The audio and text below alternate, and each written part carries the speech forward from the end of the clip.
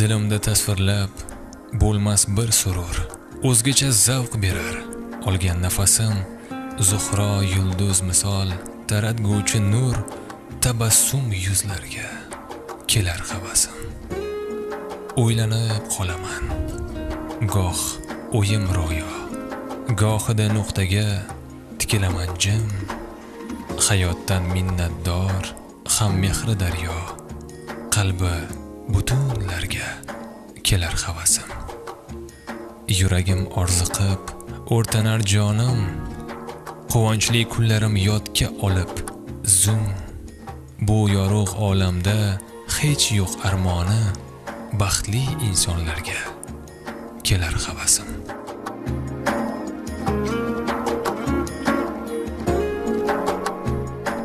Jalolobod viloyati. Yoz. Bolalar uchun yoz bu ta'til. Futbol, o'yinlar, velosiped uchish. Kattalar uchun yoz bu hosilni yig'ish. Oddiy ko'chadagi havorang darvoza ortida yashovchi bir bolakay uchun esa yoz ham boshqa fasllar kabi yulduzlarga yo'l demakdir.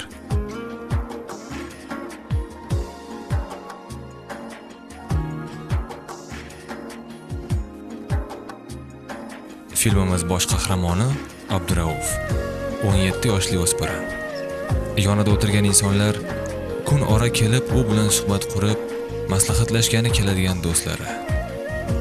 Ayni vaqtda yaqin orada Jalolobod viloyatida bo'lib o'tadigan konsertning maslahati bo'lyapti. Qaysi estrada yulduzini taklif qilish mumkin? Qaysi estrada yulduzi Abduraufning fikricha taniqli xushovoz xonanda? Balki bu to'g'ridir. Chunki Abdurauf juda ko'p taniqli estrada xonandalari haqida biladi. Juda ko'plari bilan yaqindan tanish. Agar yaqinda bo'lib o'tadigan konsert mehmoni qaysi qo'shiqni ijro etadi degan savol tug'ilsa, Abdurauf hech ham ikkilanmay qo'shiqni chiroyli ovoz bilan xirgoyi qilib berishi ham mumkin. Dilimga dilkash edi, sevgimiz otash edi, beg'ubor o'ylar ham tunda u kunduz edi. Dilimga dilkash edi. Muhabbat opa, konsert uyushtiruvchisi, Abduraufning yaqin do'sti. Bir necha yillar avval konsertlarning birida u Abduraufni to'satdan ko'rib qoldi.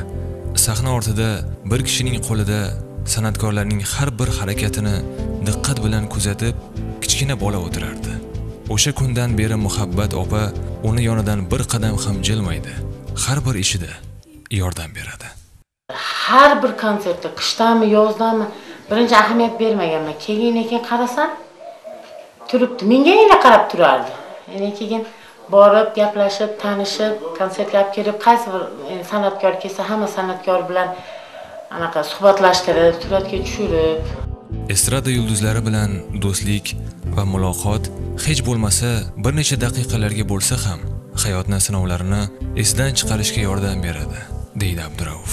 Tengdosh do'stlari ham juda kam. Shu ada hamman o qizlarga ko'proq gaplashadi, menga qiziqtir aytadi shu narsalarni. Endi Olomonda do'stlarim bor, ular ko'proq mafiya haqida gapirishadi. Mahmud degan shu bolalar bor. Ko'proq shunga razborchi narsa gaplashamiz. Har bir o'spirin kabi Abdurauf ham o'zini kelajakda oila qurishni orzu qiladi.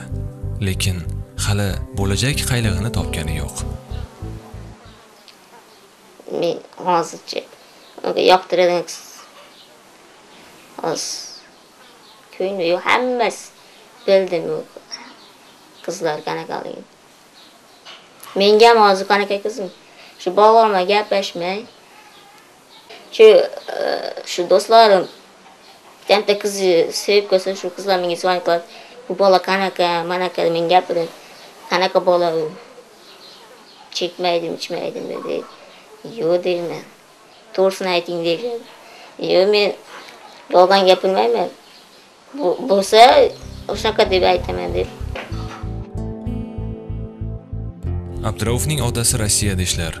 Ajablanarli, lekin Abdurauf bekor emas, u ishlamoqda. Yaqinda u kompyuterini sotib, sigir sotib oldi. sigirni boqib, sotib yana yangi sigir oldi. Hozir uning 4 ta sigiri va 8 ta qo'yi bor. Yaqin qarindoshlari hayvonlarni boqishda yordam berishadi. Lekin bu hali faqat boshlanishi. Uning orzusi butunlay boshqa. Biznes qilsam deyman. Biznes qilsam endi pulim ko'p bo'lib ketsa, maqtanishda anaqmayman. O'sha o'zim yoqtirganlarga sponsorlik qilib, meva bechoralarga pul berib, o'shanaqa qilib keladi. Ko'proq hayvonlarni to'plab, qo'y qilib adirga chiqarib bersam. Hozir 8 ta qo'yim bo'ldi. 4 ta buqam bor. O'shani yana ko'paytirsam. Biz undan eng sevimli xonandasining ismini so'radik. Qaysi xonanda bilan yaqindan do'stligini surishtirdik. U kulimsiradi-da, o'zi sevgan xonandaning qo'shig'idan bir parcha ijro qilib berdi. Kimligini topishimizni so'radi. Yig'lamagin jon bolam, ohingdan yonar olam, tongga mahshar bo'lgan onajoning keladi. Yig'lamagin jon bolam, ohingdan yonar olam, tongga mahshar bo'lgan onajoning keladi. Mehriboning keladi.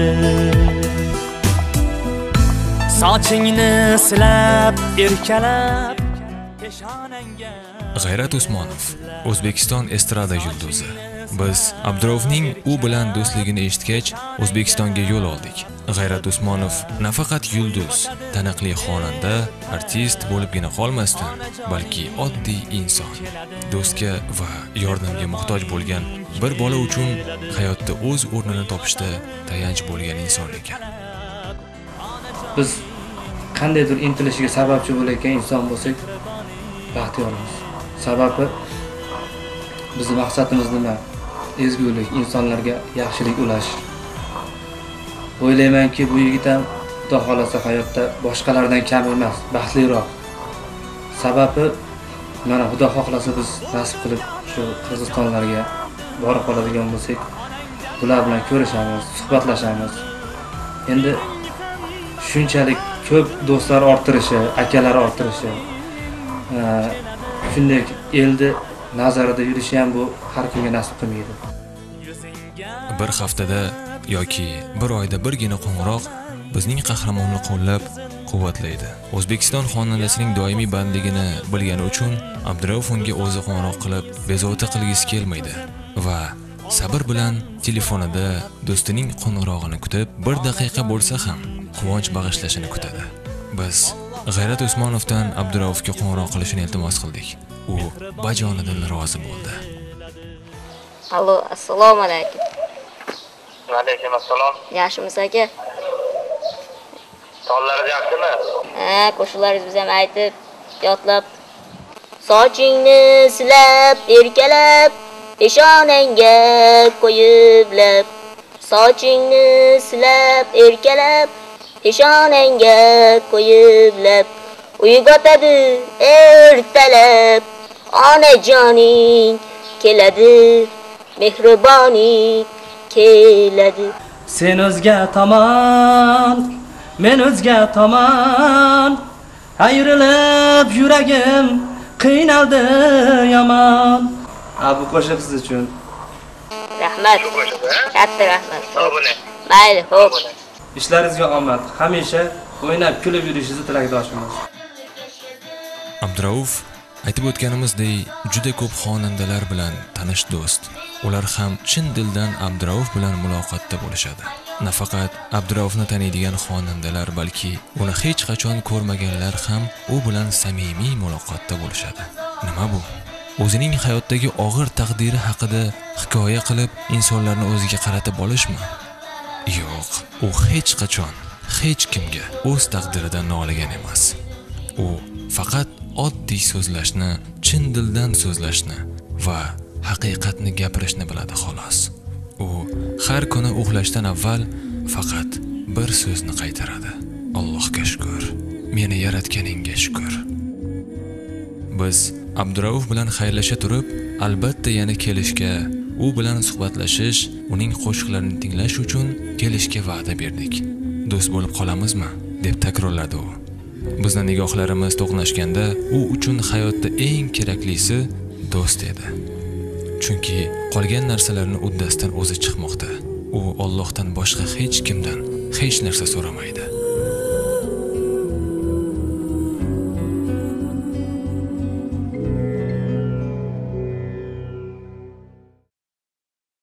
Bu kadr operatorimizning xatosi emas. Bu har kim ham payqashi mumkin bo'lmagan narsa. Bu qahramonimiz har kuni ertalab, kunduzi va kechqurun ko'radigan yagona tasvir. Toki unga birorta inson ko'makdosh bo'lmagunicha ko'radigan yagona tasvir.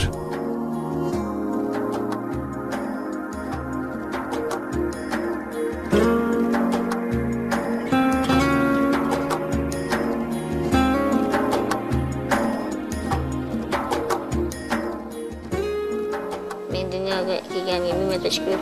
Men niyatlarim hamma sog' salomat bo'lsin. Hammaga sog'lik tilayman.